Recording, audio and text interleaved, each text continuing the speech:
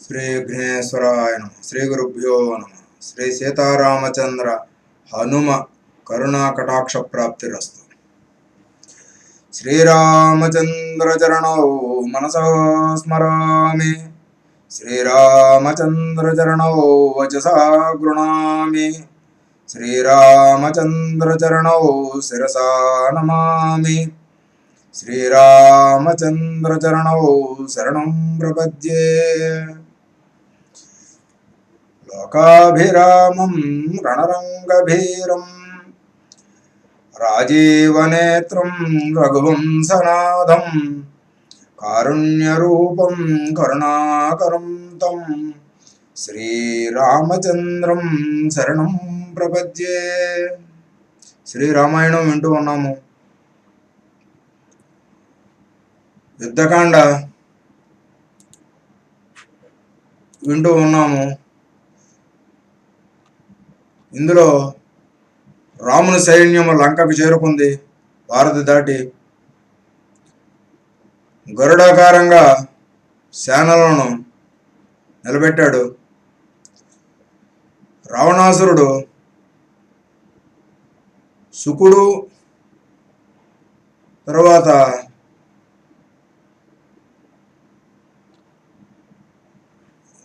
ఇంకొక రాక్షసుణ్ణి రాముని యొక్క సైన్యాన్ని లెక్క వేయమని పంపించాడు రావణాసురుడు. సారణుడు శుకుడు అనేటటువంటి ఇద్దరు, వారిద్దరిని మారువేషాల్లో ఉండగా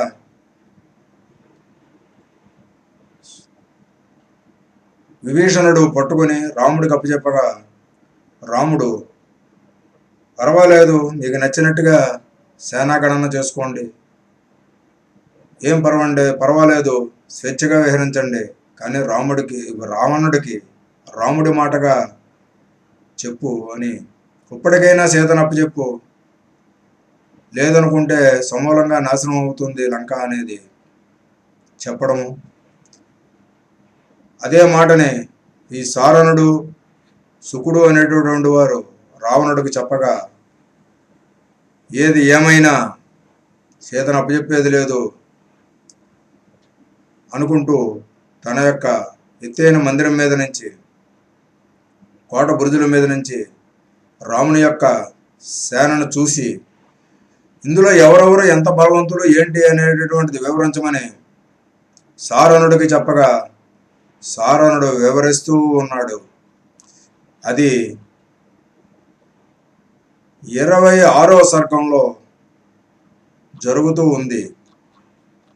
సమయాభావం వల్ల మధ్యలోనే ఆపాము. అక్కడి నుంచే మళ్ళీ చెప్పుకుందాం. రావణ ప్రభు ఈతని గొప్ప సేనలయందు విహారులని పిలువబడు 1,40,000 మంది బలవంతులైన సేనాపతులు అతనికి అండగా ఉన్నారు. దేవతల మధ్య దేవేంద్రుని వలె వానరుల మధ్యనున్నవాడు, పెద్ద మేఘము ఆకాశమును ఉన్నవాడు, రణోత్సాహమునున్న సైనికులతోనున్నవాడు, యుద్ధభేరీ నినాదములు చేయుచున్న సైనికులతోనున్నవాడు, అతడే పనసుడను నాయకుడు. ఎప్పుడు యుద్ధమున తన బలమును ప్రదర్శించువాడు ఇతడు. పారియాత్ర పర్వతమున నివసించు వానర ముఖ్యుడు. వేరువేరుగా యోధములుగా విభజించుకొని 50 లక్షల మంది సైనిక శక్తితో యుక్తిగా పనసుడు ఒప్పుచున్నాడు. అపర సముద్రము వలె వెలుగొందుచూ ఉన్న భీకరుడు, కదలుచూ ఉన్న సేనలతో నుండివాడు, పరమ తేజస్వి, దుర్ధర పర్వతము వలెనున్నవాడు, వినతుడు అను సేనాధిపతి. ఇంకా ఎంతో బలశాలి అయిన క్రధనుడను వాడు వానరుడు తన సేనలను విడివిడిగా విభజించి వేరువేరు ప్రదేశములలో నిలుపుకొని నిన్ను యుద్ధమునకు పిలుచుచున్నాడు. రావణ ప్రభు, అదిగో చూడు, గైరిగాది ధాతువుల ఛాయ కలిగిన దేహము కలిగి తేజస్సుతో గర్వి అయి ఉన్న గవయుడను వీరుడు వానరకోటి వానరకోటిని కాదని తానొక్కడే యుద్ధమునకు వచ్చుచున్నాడు. ఈ గవయుడు బహు పరాక్రమవంతుడు, 70 లక్షల వానరులకు నాయకుడు. ఈతడు నీ లంకను మర్దించి వేయుటకు వచ్చుచున్నాడు. రావణ, యోధ నాయకులతో ఎంతో ఎంతో మంది ఎదిరింపశక్యము కాని శ్రేష్ఠులైన వానరులున్నారు. వారిలందరూ లెక్క కట్టుటకు మనము చాలమయ్యా.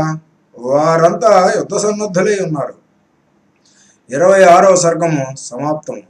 27వ సర్గము ప్రారంభము. రావణ, గుణశేఖరుడైన శ్రీ రఘురాముని కొరకు తమ జీవితములను కూడా లెక్క చేయక రామభక్తులే అతని వెంటనున్న వారిని గురించి చెప్పదన వినుము. అతడు సూర్యుడు, హరుడు, భయంకర కార్యములు చేయువాడు. ఎన్నో బారల పొడవైన ఎర్రని, పచ్చని, తెల్లని రోమముల కల సూర్యకిరణముల వలె ప్రకాశించు తోకను ఈడ్చుకుంటూ పోవుచున్నాడు. సుగ్రీవుడు ఆనదీయగానే దానిని ఆచరించు వానరవీరులు వందల వేల సంఖ్యలో యోధపులు నీ లంకను నాశనము చేయుటకై హరుని వెనక వచ్చుచు నీ వెనకబడెదరు.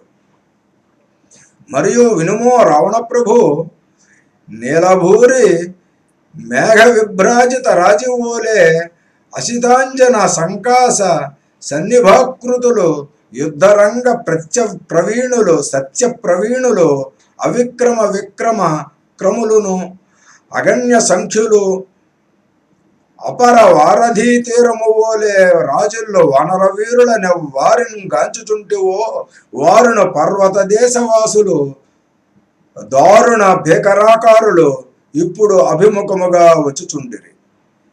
ఈతడు ధూమ్రుడు, భల్లూకముల రాజు. నర్మదా నదీ జలములను త్రాగుచు వృక్షవంత పర్వతమును నివసించును. భయము కలిగించు నేత్రములతో మేఘములతో కూడిన వర్ష దేవత వలె రాజులుతున్నాడు.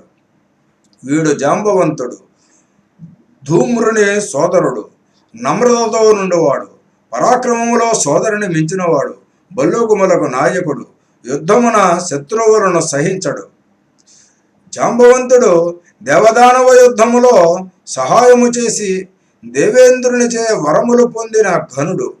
శ్రీమంతుడు, ఇతనికి అపారమైన సేనయున్నది. వీనిని సైనికులు, మహాకాయులు, పిశాచములతో రాక్షసులతో సమానులు. చావనని భయము లేదు, రోమములు కలిగియుందురు. చావనిన భయము లేదు, రోమములు కలిగియుందురు. పర్వతములపై సంచరించుతో శిలలను క్రిందికి తోసివేయుచుందురు. ఇతడే శంభుడు, మిక్కిలి శక్తిమంతుడు. తన బలగములతో దేవేంద్రునకు కూడా సహాయపడును. ఎంతో కోపముతో గెంతుచు తొందరగా తిరుగుచు సైన్యమును వీక్షించుచున్నాడు. ఇతడు వానర పితామహుడు సంనాదనుడు.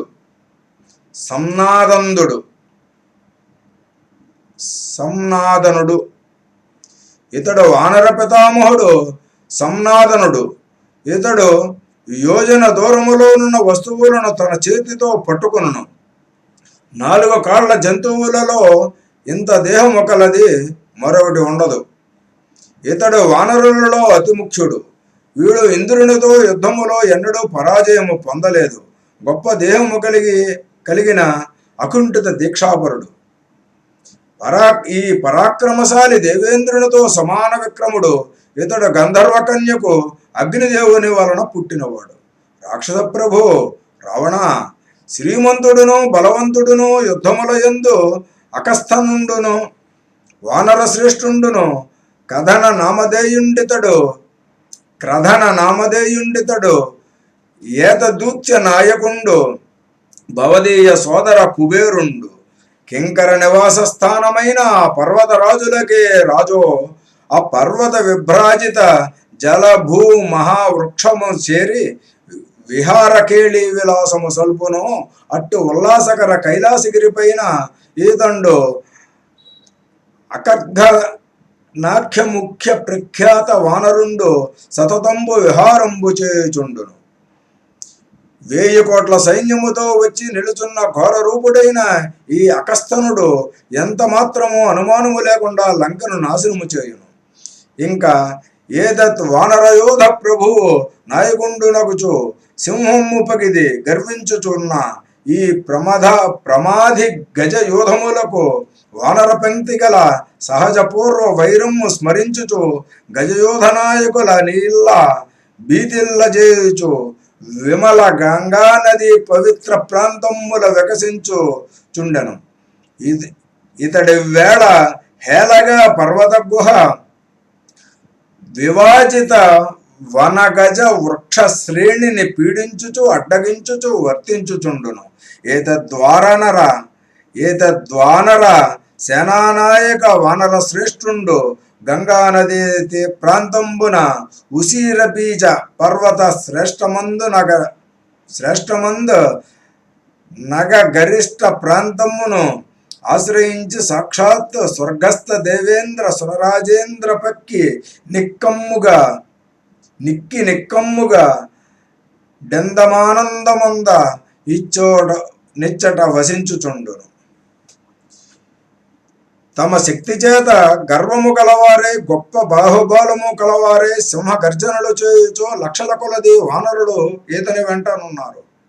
రావణ ప్రభు చూడుము, వానరనాయకుడు విక్రముడు ప్రమాధీనువాడు ఈ లంకను నాశనము చేయుటకు వచ్చుచున్నాడు. అదిగో చూడుము, గాలికి ఎగురుతున్న మేఘము వలె కనబడుచున్నవాడే ప్రమాది. ఆ ప్రదేశమంతా గాలికి ఎర్రని ధూళితో కప్పుబడుచున్నది. అచ్చట ఉన్నవారంతా అమిత బలవంతులుగా మనకు కనబడుతున్నారు. సైన్యము ఘోరముగా కనబడుచున్నది. అది ప్రమాది సైన్యమని తెలుసుకున్నాము. రావణరాజా, నల్లని ముఖములు గల కొండముచ్చుల సైన్యము సేతువును దాటి వచ్చుతున్నది కదా. కొండముచ్చుల సర్వాధిపతి గవాక్షుడు లంకను నాశనము చేయుటకు ముందుగానే వెడలినాడు. అట్లు గవాక్షుండును అక్షీణత నైజ సేనావాహినియును సింహనాదములు గావించుచూ వచ్చుచుండ, మరియు వానర సేనానాయక ముఖ్య విఖ్యాతుండు కేసరి ఎనడు ప్రబల వానర సేనా నాయకుండు సర్వకాలమందు వివిధ ఫల పుష్పభరిత భ్రమరగణ విభ్రాజితము మార్తాండమూర్తి కాంతిమంతుడు వేళ ప్రదక్షిణమాచరించడు. అమ్మేటి సాటి లేని మేరు పర్వతమున వసించుచుండును. అట్టి మేరు పర్వతమున నిస్సీమ బంగారు కాంతి సంక్రాంతమగుచు ఆ పక్షి మృగ పంక్తులెల్ల శోభిల్లుచుండును. మహాత్ములవు ఋషులెల్ల రాజులు ఈ దివ్య మేరుగిరి ప్రాంతవాసము వేడకుందురు. దీనిపైననే సకల విధ వాంఛలను ఈడేర్చు పరమ పావన సఫల ఫల విలసిత వృక్ష రాజమ్మును నిండియుండును. మేరు పర్వత ప్రాంతమునందు 60,000 ఘన కనక నగములు విరాజిల్లుచుండెను. అనగా, ఓ రావణ ప్రభు, వాని మధ్యను రాక్షసుల మధ్య నీవు ఉన్న చందాన ఒక్క పర్వత శ్రేష్టము నొప్పుచుండే. అత్యంత నగమందు ఈ వానరులు నివసింతురు. వీరిలో కొందరు నల్లగను, మరికొందరు తెల్లగాను, మరికొందరు ఎర్రని ముఖములతో తేనె రంగు కలిగియుందురు. వీరు తీక్షదంక్షులు కలిగి గోళ్లే ఆయుధములుగా నుండి సింహ సదృశముగా 4 దంతములు కలిగి వ్యాఘ్ర మహోగ్ర రూపాలతో సమీపింప దుర్నిరీక్షులై కానవచ్చెదరు. అందు అగ్ని సమాన తేజులు ప్రజ్వల్లిత జ్వాల్యమాన్య భీకరాకార విషసర్ప సమానులు మత్తమదేవ నిభులును దీర్ఘపుచ్చ సచ్చువులు రమ్య రూపములతో ఉందురు. భూరి పర్వత సంకాస మహాకారులు వానరులు మేఘపట వివోలే గర్జించుచుందురు. వీరి నేత్రములు గుండ్రమ్ముగా పచ్చగా నుండి ఒప్పుచుండెను. వీరి గమనమ్ము వీరి ఆరావమ్ము భూరి భీకరమై ఉండును. వీరు లంకాపురి సమీపవర్తులై నేత్రాగ్నులతో నీ లంకాపట్టణమును దహనంబు చేయ మర్దించుచుండిరో అనునట్లు విలసిల్లుచుండిరి. మరియును వీరితోడ గూడియు శతబలినామక వానర ప్రసిద్ధుండు గలడు. వారి మధ్యను నిలబడినున్నవాడు ఈ శతబలి ఇవ్వేళ విజయ సంసిద్ధికై నిత్యము సూర్యదైవము ఆరాధించుచుండును. ఈతండొక్కండే తన సేనతోడ వచ్చి ఈ లంక సర్వము ధ్వంసముగా వింప మర్దనము చేయంగా అభిలషించుచుండెను. పరాక్రమవంతుడు సూర్యుడు తన పురుష శక్తిని నమ్ముకున్న శతబలి అనువాడు రాముని యందు ప్రేమతో తన ప్రాణములను సైతము ఇచ్చు త్యాగమూర్తి. విక్రములు గజుడు, గవాక్షుడు, కవయుడు, నలుడు, నీలుడు ఒక్కొక్కరు కోట్ల కొలది యోధులతో కూడి ఉన్నారు చూడుము. రావణ, వేగముగా తమ బలపరాక్రమములను చూపించు. వింధ్య పర్వత ప్రాంతవాసులైన వానరులు ఇక్కడ ఎందరో ఉన్నారు. వారినందరూ లెక్కింపు చేయలేను. చివరగా నా మాటను మంచిగా వినుము. వానరులందరూ ప్రావీణ్యము కలవారు, ప్రతిభ కలవారే. పర్వతముల వంటి దేహముల కలవారు. వీరిని లంకను సర్వనాశనము చేయుదురు. 27వ సర్గము సమాప్తము. 28వ సర్గము ప్రారంభము. శ్రీ రఘురాముని సైన్యము వివరములు రావణునితో సారణుడు వర్ణించి చెప్పగా అప్పుడు శుకుడు ఘోరముగానున్న సైన్యములను వర్ణించమొదలెడను. రావణరాజా, మత్తగజము వలె నుండి హిమవత్ పర్వత ప్రదేశమున, గంగా తీరమ ప్రదేశమున, మద్ది చెట్ల వలె నుండి ఉల్లాసముగా నుండి వానరులు ఎదిరింప శక్యము కాని మహాబలవంతుడు. స్వేచ్ఛగా రూపములు ధరించు వానరులు దేవదానవుల వలె పరాక్రమవంతులు. రణరంగమున దేవతల వంటి యోధులు. కావున వారిని ఎదుర్కొనుట కష్టము.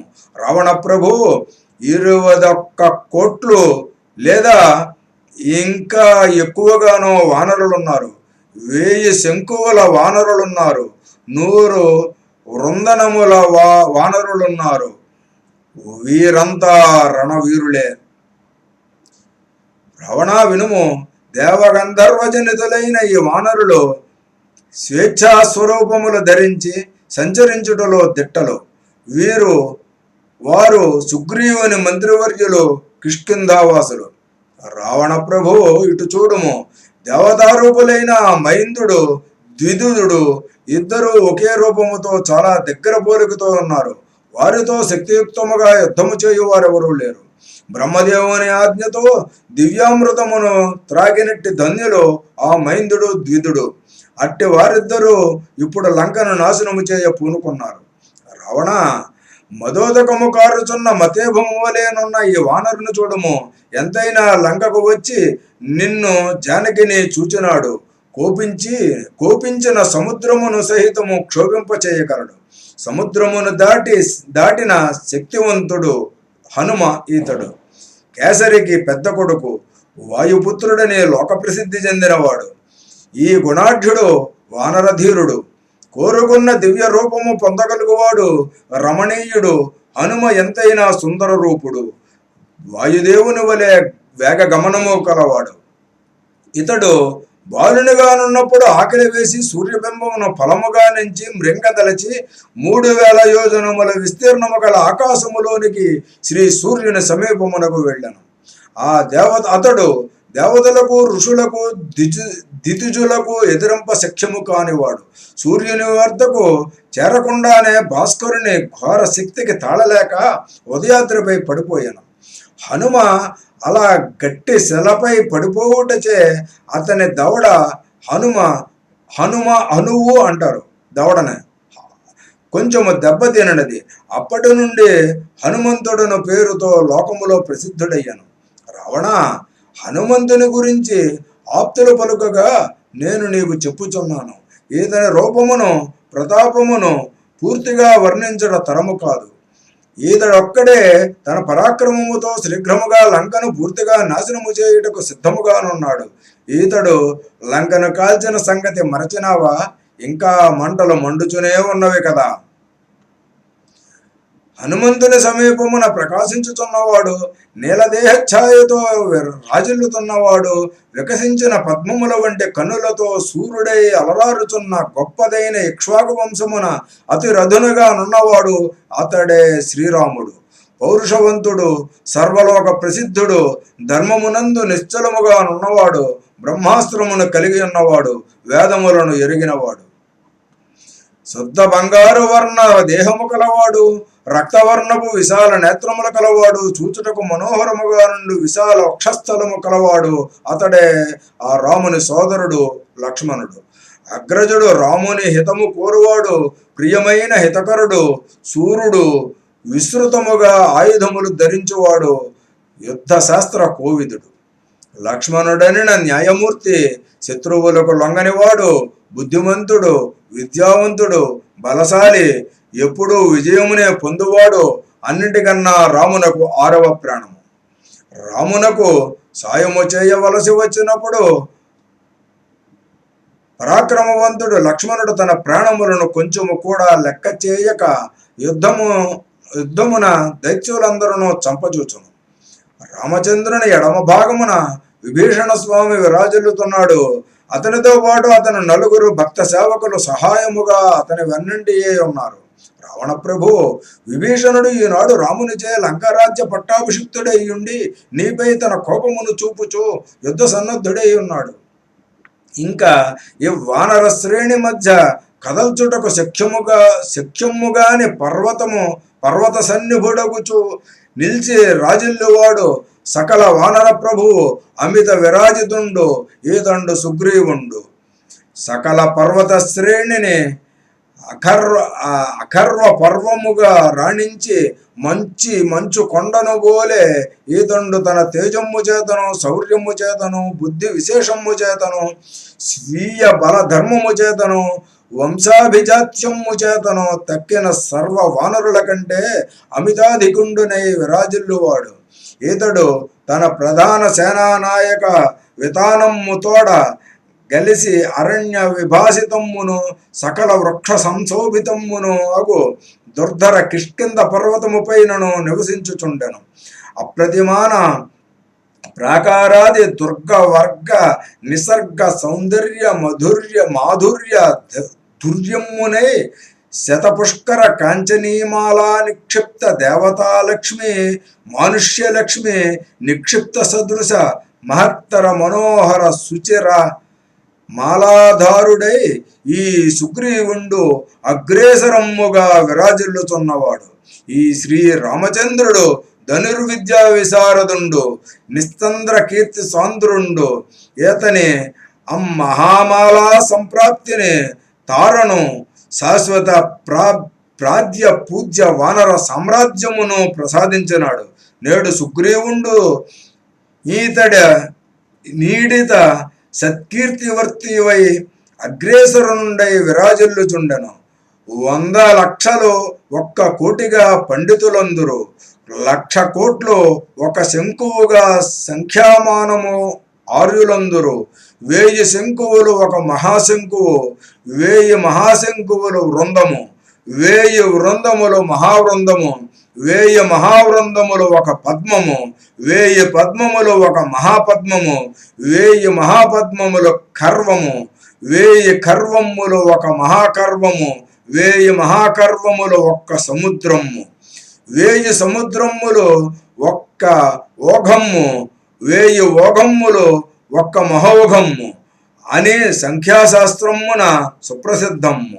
అట్టి సముచిత సంఖ్యా ప్రఖ్యాత శాస్త్ర ప్రకార ప్రమాణ శృతిమాన స్వభావమున ఈ సుగ్రీవ వానర సేనావాహిని ప్రభావ ప్రకారమున ప్రబలి శ్రీరామ సౌమిత్రి పాదచారిత్ర ధనుర్విద్యా వికారదులతో వారెల్లరూ శ్రీ రావణ ప్రభువు నీ పైకి లంకాపురి నిశంక విధ్వంసమునకు సీతాపతిని గుంపోవునకు సంసిద్ధ యుద్ధ సన్నద్ధ సద్బుద్ధి బద్ధులగుచు అరుగుచున్నారు. ఇది యథార్థము. ఈవు ఏతత్ సేనావాహిని బల సమస్తము ఒక్కమారు సమీక్షించి పరిశీలించి పరిశోధించి భవిష్య నిర్ణయము గావింపుమా. రావణ రాక్షస రాజచంద్రమా, ఇప్పుడు నీవు నీ బుద్ధిని ఉపయోగించి జ్వలించుచూ వచ్చుతున్న వానరవాహిని ఆపి వారిని నీ పరాక్రమముతో జయించి శత్రువులకు పరాభవము చేయుము. 28వ సర్గము సమాప్తము. శ్రీరామార్పణమస్తు.